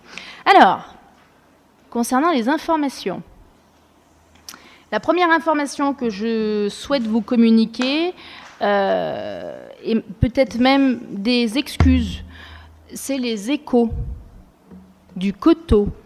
Alors les excuses, pourquoi? Parce que la distribution, il faut qu'il y ait un temps de calage. Je ne sais pas si je m'exprime très bien, le cadrage. Donc il y a des choses qui vont être rectifiées parce que toutes et tous ne l'ont pas eu, alors que ça devrait être au top du top. Donc les échos du coteau, le nouveau mensuel, enfin c'est un mensuel, c'est pas le nouveau parce que c'est un mensuel. Le choix a été fait par la municipalité tous les mois de vous donner de l'information. Et des reportages, une tribune libre, voilà, on vous donne toute l'information qui se passe.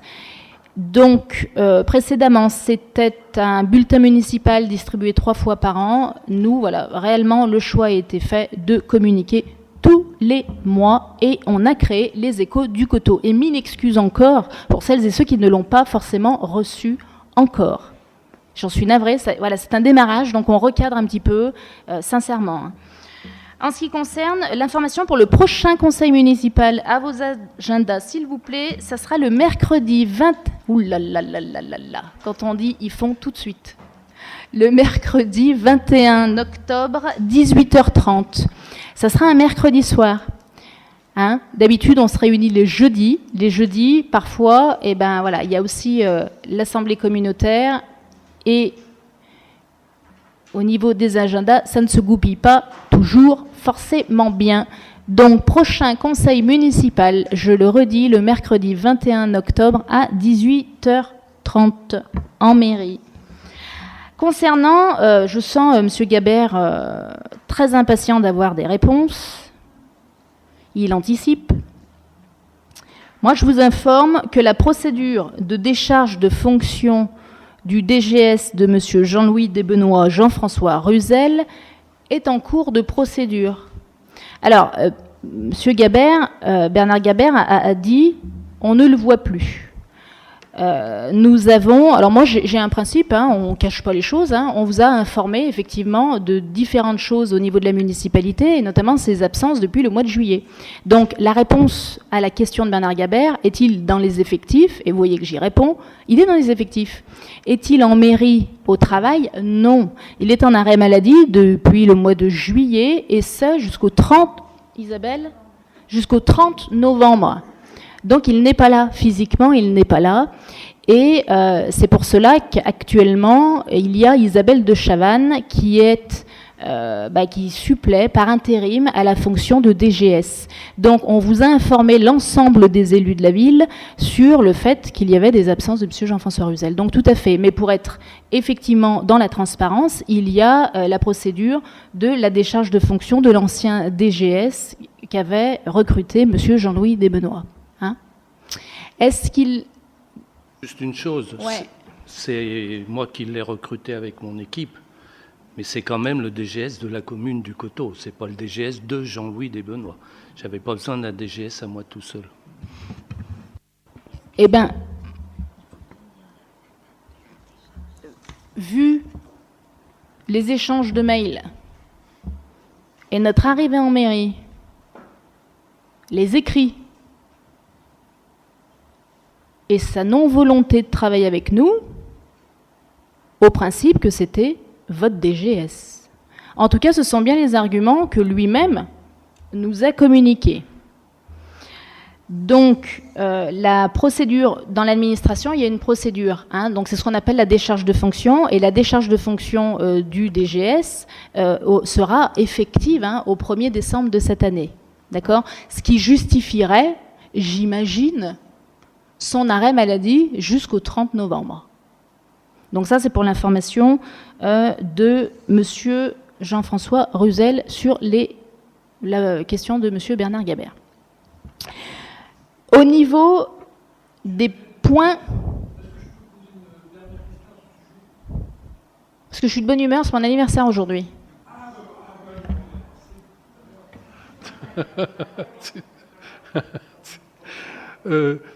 Donc la décharge prendra effet complètement, donc si je comprends bien, au 1er décembre, c'est ce que vous nous expliquez. Donc jusqu'au 1er décembre, il est dans les effectifs donc payés par la collectivité, par la mairie. Et donc vous allez mettre en œuvre le recrutement d'une nouvelle personne. Alors, pour être très honnête et très transparente, c'est vrai, il n'est pas là, il est payé. En demi-traitement quand même. Par rapport au salaire qui avait été négocié avec son ancien employeur, il est en demi-traitement aujourd'hui de par ses arrêts maladie. Vous dire que sur cette affaire, on est tous stupéfaits, qu'il soit payé à rester chez lui, mis en arrêt maladie, ça, je peux qu'en convenir. C'est le drame de l'administration et nous sommes en train de le vivre. Il y aura effectivement quelqu'un qui sera amené à lui succéder, ce qui est normal parce qu'une collectivité comme la nôtre, une mairie comme la nôtre, doit avoir un DGS. Hein. Et cette personne-là, moi j'ai fait le choix de faire monter en compétence au niveau de mes agents, j'ai le même discours pour tout le monde, mais au niveau du poste DGS, c'est pour ça que Madame de Chavannes prend les fonctions par intérim, de manière à pouvoir peu à peu prendre les dossiers. J'avais demandé à Monsieur Ruzel, puisque je savais son intention de ne pas vouloir travailler avec Madame le maire, je lui avais demandé par respect pour tout le monde, pour les élus, pour son prédécesseur, de tuiler avec un futur DGS. Il ne l'a pas fait, il nous a posé un arrêt maladie, et le dernier conseil municipal, souvenez-vous parce que vous étiez là, il n'est même pas venu, nous n'étions même pas au courant. Donc, je trouve cette attitude vis-à-vis d'un fonctionnaire, je ne dirai rien sur le salaire, mais je pense quand même que dans le respect du travail effectué, mais des élus, c'est une chose, de ses collègues de travail, c'en est encore une autre quand on est DGS.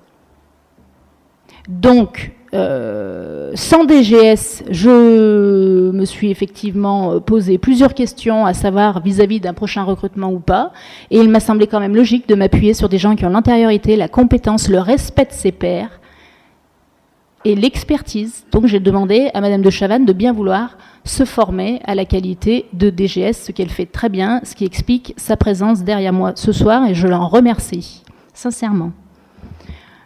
C'est bon au niveau des questions ?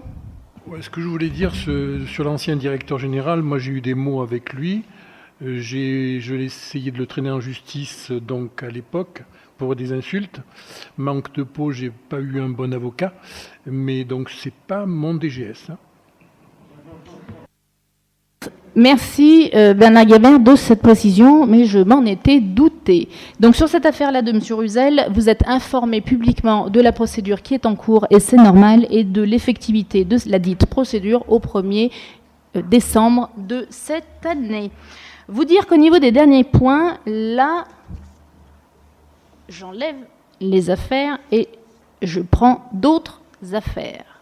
Alors, je commencerai quand même mes propos par des remerciements. Parce que je vous dis, je suis de bonne humeur. C'est mon anniversaire. Mais à 35 ans, vivre ce genre de moment, ça marque une vie. Et je m'en souviendrai longtemps. Mes remerciements vont à mes services, des gens brillants, réactifs, sérieux, sympas et soudés. Mes remerciements vont à mon élu Corinne Coquelin et mon élu Hervé Barge, disponibles sur le terrain, proches de leur service et pro quand il s'agit d'être pro, même pour des élus qui apprennent à devenir des élus. Mes remerciements vont à la presse locale. Alors, c'est pas toujours qu'on remercie la presse locale, hein. Mais moi je remercie quand même nos journalistes et les presses que l'on connaît au titre du Pays Rouennais et du Progrès pour leur, comment dirais-je, leur vision un petit peu plus, enfin, comment dirais-je, pas subjective de l'affaire, avec beaucoup de professionnalisme et de respect. vis-à-vis d'une situation qui s'est déroulée, d'un travail fourni. Et je les en remercie. On a souvent tendance à taper sur la presse. Moi, j'ai plutôt tendance à dire, bon, il faut qu'ils donnent des informations. Parfois, on est d'accord, on n'est pas d'accord. Mais il faut aussi les remercier quand on sait qu'il y a eu un travail de qualité, d'enquête et d'expertise. Mes remerciements vont à nos représentants de l'État au titre de Monsieur le sous-préfet, Monsieur Christian Abrard, qui depuis des jours, mais bien avant jeudi 10, et Madame la députée Nathalie Sarl, pour les différents renseignements et les aides qu'on a pu nous apporter pour nous soutenir, nous conseiller, malgré le fait que dans certaines situations, quand vous n'êtes pas préparé, eh bien vous êtes sacrément démunis. Et je les en remercie. On tape souvent sur l'État. Vous me connaissez, j'aurai les moyens de le faire aussi. Je ne me permettrai pas, parce que l'objet de ce soir et de l'affaire, ça n'est pas ça. Moi, je les en remercie publiquement, parce qu'ils nous ont soutenus, ils m'ont aidé à trouver des solutions au moment où des gens étaient grandement dans la difficulté. Ça, c'est pour les remerciements qui sont sincères. Je me l'étais même noté parce que je me suis dit, je ne veux absolument pas les oublier. Maintenant, je vais recadrer l'affaire de Charles Gallet. Prendre en otage, décontextualiser une situation au moment où elle est déjà difficile à gérer à travers une situation de famille où il y a certes un cadre administratif complexe, difficile, particulier, atypique, parce que moi je le découvre aussi, Corinne aussi, Hervé a plus d'expérience sur certains domaines au regard de ses fonctions professionnelles antérieures de patron de police municipale. Prendre en otage, décontextualiser ce qui s'est passé jeudi 10 septembre, c'est abject. Maintenant, je vais vous expliquer ce qui s'est réellement passé. J'ai un gros défaut, c'est que je suis juriste. Et oser, monsieur Veillet, me faire passer pour quelqu'un sans cœur, qui manque d'humanité, au moment où vous avez pour maire de la ville une assistante sociale de formation, devenue juriste pour l'hôpital de Roanne, qui a la protection des majeurs comme spécialité, j'ai trouvé ça fort café. Maintenant, je vais recadrer les choses. Une chose est claire, je ne suis pas là pour lancer un débat national. C'est peut-être ce que vous souhaitez faire, ça n'est pas mon intention. Et je ne me rabaisserai même pas à cela. Parce que ce que je vais expliquer ce soir, c'est ce qui a été fait au titre de la municipalité, d'un maire, d'un contexte, d'une situation. Un débat national et la politique nationale, au coteau, j'en ai rien à faire. Par contre, me tourner vers celles et ceux qui sont empreints de la politique nationale, c'est le job des parlementaires, ça j'ai su faire aussi.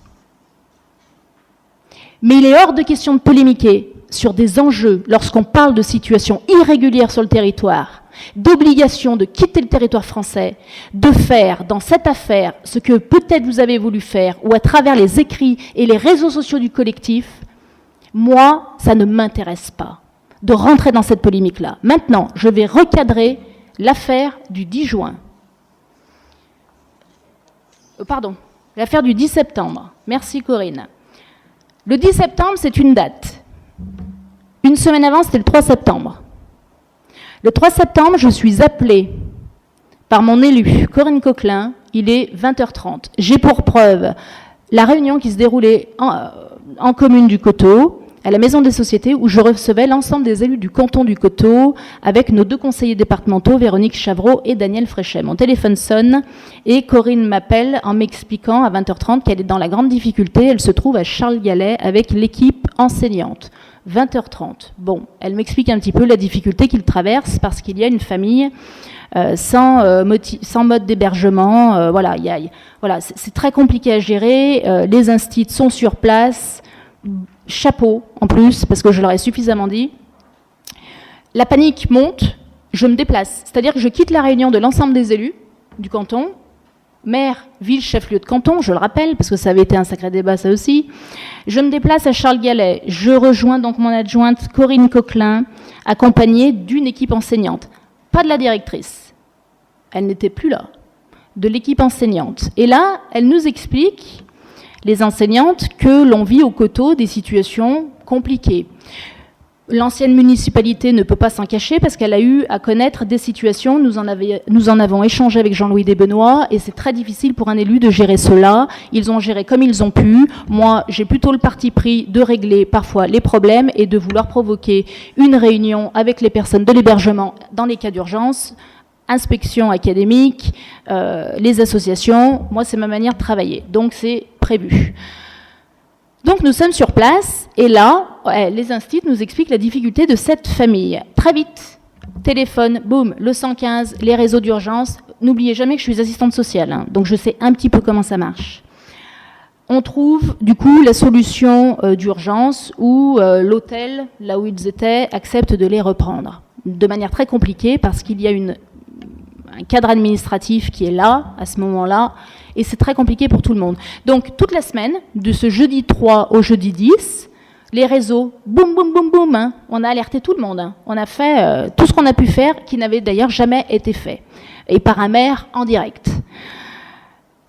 On m'appelle dans la semaine où on m'explique que la famille en question a des soucis pour le restaurant scolaire, difficultés financières. Vous imaginez bien, de toute manière, dans ce type de situation, Madame le maire, qu'est-ce que vous faites ?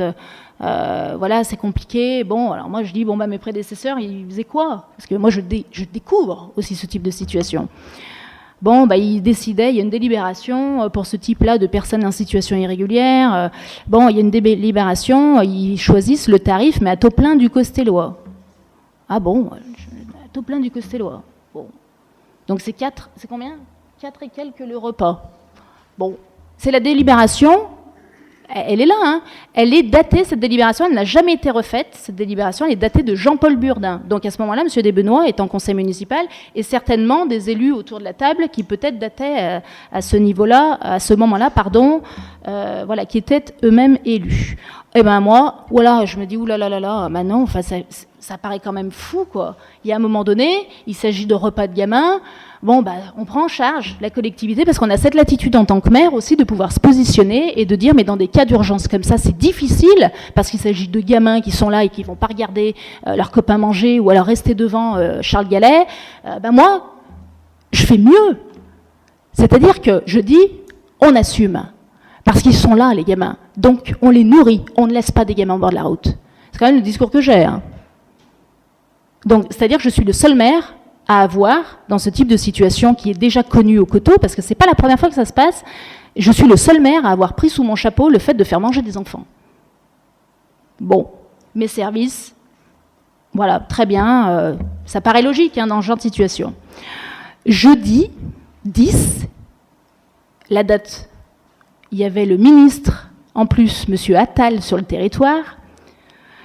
Il se passe que je regarde mes mails, que j'étais avec ma chef de service du scolaire dans mon bureau. J'étais avec ma chef de service du social dans mon bureau. Nous débriefions de situations tendues dans la ville pour certaines personnes, difficiles, complexes, et notamment de celle-ci.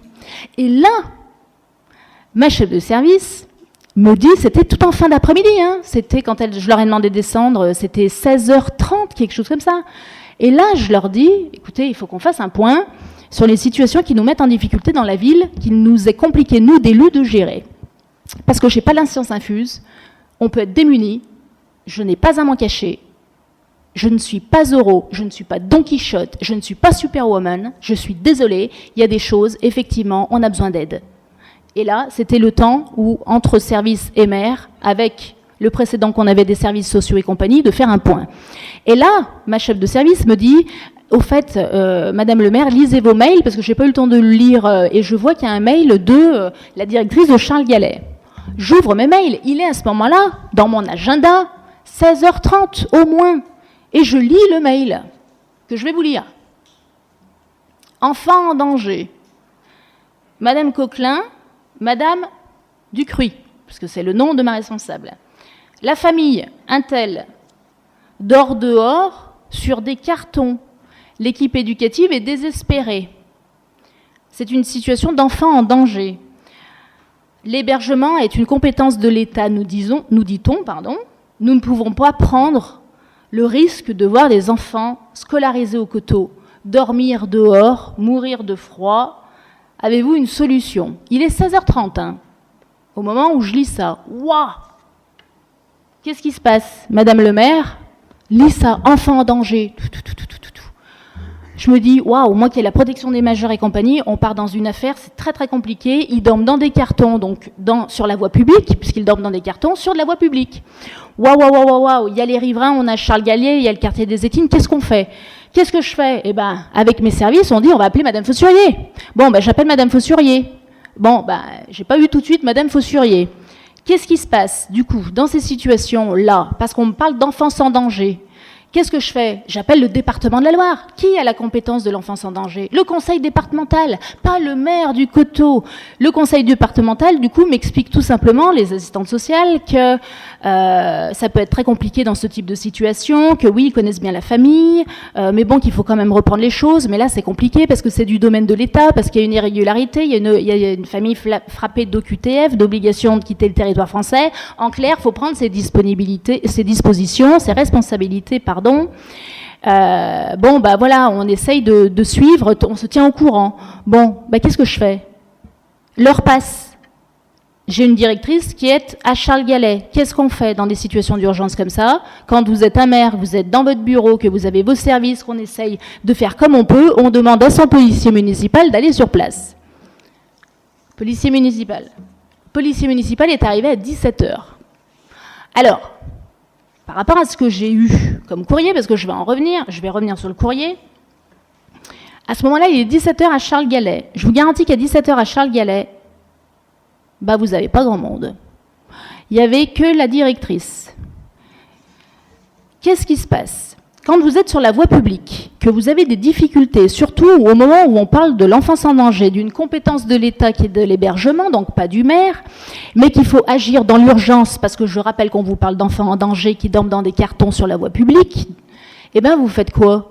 Vous faites tout simplement, parce que vous êtes premier magistrat de votre ville, ce que vous devez faire. Vous appelez effectivement la police, parce que vous n'avez qu'un policier municipal. Alors c'est sûr, si j'avais ma brigade de policiers municipaux, comme mes collègues de Roanne ont, ah ben ça aurait peut-être été plus facile. Pardonnez-moi, effectivement, de demander le concours de la police nationale pour traiter une situation d'urgence d'enfants, de familles en pleine rue, voie publique, dans des cartons, où on interpelle le maire, qui en plus, je trouve, est vachement réactive.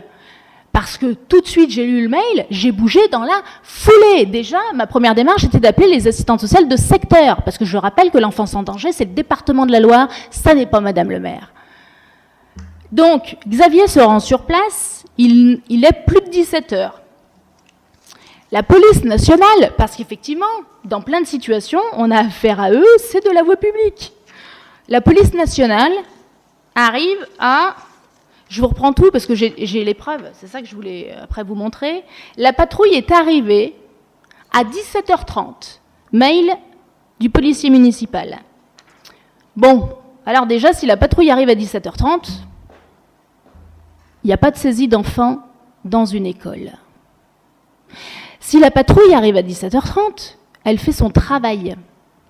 Parce qu'elle a eu le coup de téléphone d'un premier magistrat qui a sur sa commune le pouvoir de police.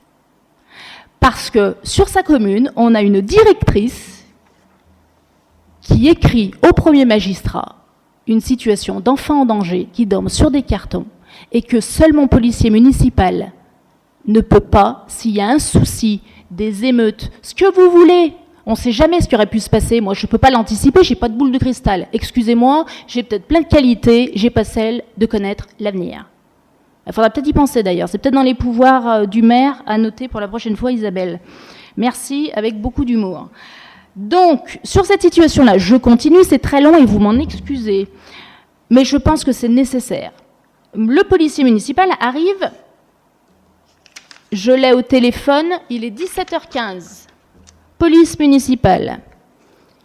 Il m'explique qu'il est allé voir Madame Fossurier, qui allait partir. et qu'il n'y avait pas d'enfants. Et là, il me dit, Madame le maire, je fais quoi?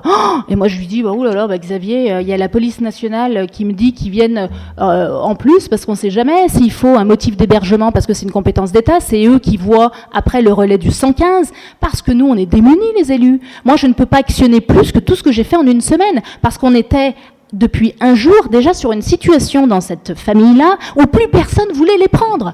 Donc le recours à la police au moment où un maire est démuni, c'est tout simplement pour prendre le relais avec l'urgence, parce que quand c'est la police nationale qui fait le relais d'un commissariat, c'est déjà plus pareil. Ça, il faut quand même le savoir. Mais quand on n'est pas au fait réellement de ce qui se passe, qu'on se permet de vociférer, de mentir, d'alarmer tout le monde sur des réseaux sociaux, d'envoyer un courrier à l'ensemble d'élus, le groupe uni pour les Costellois, co-signé de David Mariveillé, Fabien Fréchet, Jean-Louis Desbenoît, où l'on me demande, la directrice de l'école Charles Gallet aurait appelé pour demander de l'aide au sujet d'enfants scolarisés. Personne m'a appelé. On m'a écrit. C'est déjà plus pareil. Aurait, c'est du conditionnel. Si on en fait une affaire publique, il faut être garanti des informations que l'on a. Avez-vous appelé le préfet? Et le cas échéant, que lui avez-vous demandé? L'aide à l'hébergement de ses enfants? Avez-vous fait le rapprochement avec la situation de ses enfants d'OQTF? Mais oui, le sous-préfet, je l'ai appelé, mais c'est que j'étais même carrément embêtée même. Je vais vous dire pourquoi. Parce que ça montre dans ce genre de situation qu'on est tous démunis face à ce genre de situation dont il y a de l'humain en question, qu'il s'agit de bambins et dont je n'en suis absolument pas insensible.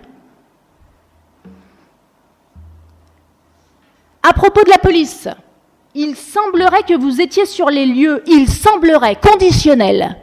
Je n'étais pas sur les lieux. J'étais dans mon bureau. Xavier Omeyer, policier municipal assermenté. La police nationale de Roanne, sur les lieux, à 17h30. Sandra Creuset, dans son bureau, à jongler avec les associations caritatives, le conseil départemental, le 115 pour essayer de trouver des solutions. De même, étiez-vous accompagné lors de vos présences sur les lieux d'autres élus de votre majorité et de personnels communaux? Mais je crois que vous mélangez tout. Est-ce que vous avez les informations? Moi, le 10 septembre, je le redis, j'étais dans mon bureau, j'attendais que Xavier Omeyer m'explique la situation. Et ce qu'il m'a expliqué lorsqu'il m'a appelé, j'en étais même gênée d'avoir demandé le concours des forces de police. Au moment où on savait qu'il y avait le ministre sur le territoire, au moment où des cas d'urgence, il y en a. Mais il faut vous imaginer le nombre d'appels d'urgence que la police nationale a, tout le temps. J'en étais gênée, puisque Xavier, ils se sont présentés à 17h30, Xavier les attendait. Et il me dit, mais on ne trouve personne dans des cartons. Ils ont demandé, ils ont cherché, madame. La directrice n'a plus voulu répondre, elle est vite partie. Ça, c'est la réalité de ce qui s'est passé. Donc, mon policier municipal m'appelle. Qu'est-ce que je fais? 17h38. 17h38. J'appelle la directrice. Parce qu'effectivement, j'ai la chance, grande chance, d'avoir son numéro de portable. Elle a le mien. Elle a peut-être plus de chances de l'avoir, parce qu'elle sait que je suis disponible et que je réponds du tac au tac. Je l'appelle. Et qu'est-ce que je lui dis, là? Je lui dis, alors là, il faut que vous m'expliquiez la situation. Je suis en train d'alarmer tout le monde. Je mets dans la difficulté l'État. J'ai pas voulu. Mais on met dans la difficulté tout le monde. Puisqu'au bout du bout, il n'y avait personne. J'ai plutôt eu l'impression qu'on jouait d'une affaire politique, politicarde, politicienne. À un moment donné, n'oubliez jamais, on a une fonction, on a des responsabilités, on a des engagements politiques, et ça se respecte. Quand on confond un engagement, une conviction, un militantisme et un professionnalisme,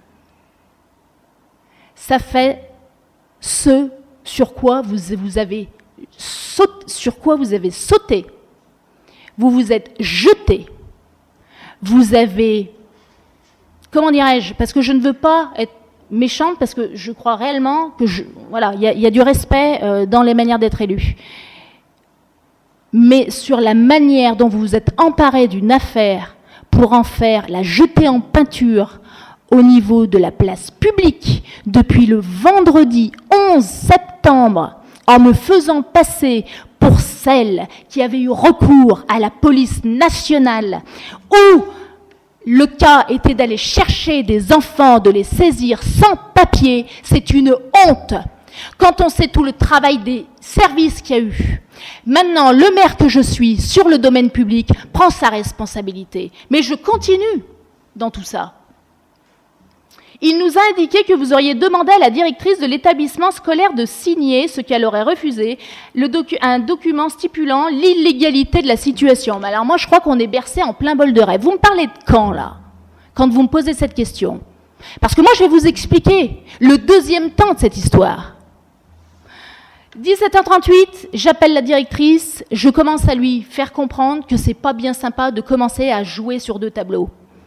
Tout le monde s'inquiète. Entre-temps, moi je pars de la mairie, c'est peut-être 19h quand même à ce moment-là. Tout le monde s'inquiète. Première chose, boum, boum, boum, le lendemain à 8h, j'appelle mes services et je dis, est-ce que les ch'tis sont à l'école?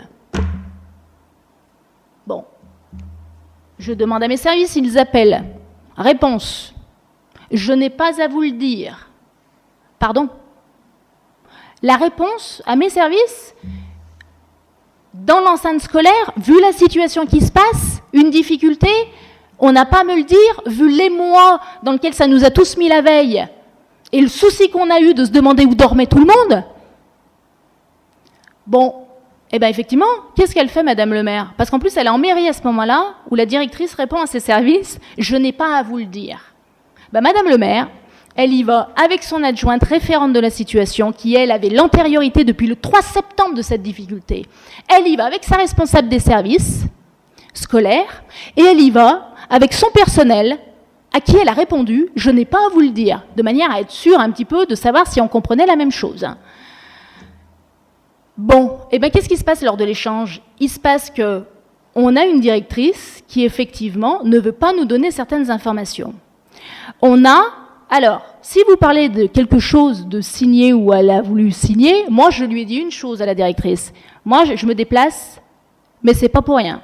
C'est-à-dire que si je me déplace, c'est qu'il faut traiter le sujet. Donc, je propose une réunion, je vous le note. Alors, si c'est ça que vous appelez un courrier signé, des engagements, ouais, je vous le note, mais j'ai pas honte à le dire, ils sont là. Alors, j'ai posé des points. L'OQTF, l'enfance en danger, la loi du 5 mars 2007. Elle n'était pas au courant. Hein. Je dis, bah si, alors si vous me parlez d'enfance en danger, parce que le département, du coup, lui, m'a renvoyé sur le fait que ça n'était pas de l'enfance en danger. Bon, et je lui note 3-4 points. Mais pourquoi je note 3-4 points? Parce que je lui ai dit dans le bureau que je souhaitais, avec son inspection académique, pour reprendre à un moment donné les places et les fonctions de chacun, l'incident qu'on avait pu avoir par rapport à cette situation.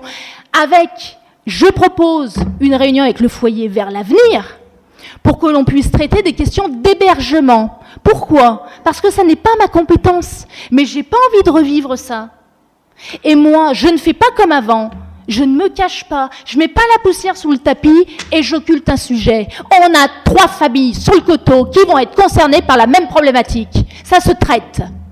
Et pour éviter d'avoir autant de vagues, eh ben on met les interlocuteurs autour d'une table et on en parle, on pose les choses, on trouve des solutions. Moi, Sandra Creuset, maire démunie dans une situation où l'humain est là et c'est violent de se prendre ce constat de la société en pleine poire, je vous l'accorde, mais fatalement, toute seule, je ne peux rien faire.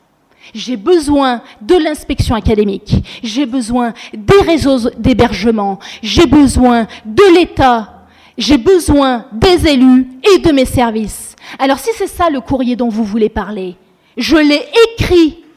Pourquoi je l'ai signé? Parce que dans la discussion, au moins, je me suis dit, elle ne pourra pas dire, vu qu'on avait déjà, depuis la veille, des soucis, elle ne pourra pas dire que c'est pas vrai, je n'étais pas venue en signant, c'était la meilleure preuve de dire le maire s'est bien déplacé, officiellement, elle demande une rencontre. C'est la première chose que l'on a fait quand on est revenu en mairie, dans la foulée, le fait d'être allé à l'école Charles Gallet. Et ça, il faut en être conscient. C'est-à-dire que le courrier que j'ai reçu, Unis pour les Costellois, que vous avez mis sur la place publique des réseaux sociaux du collectif 88, chacun son appartenance, c'est peut-être la vôtre, monsieur Veillet, c'est pas la mienne, et je m'en cache pas.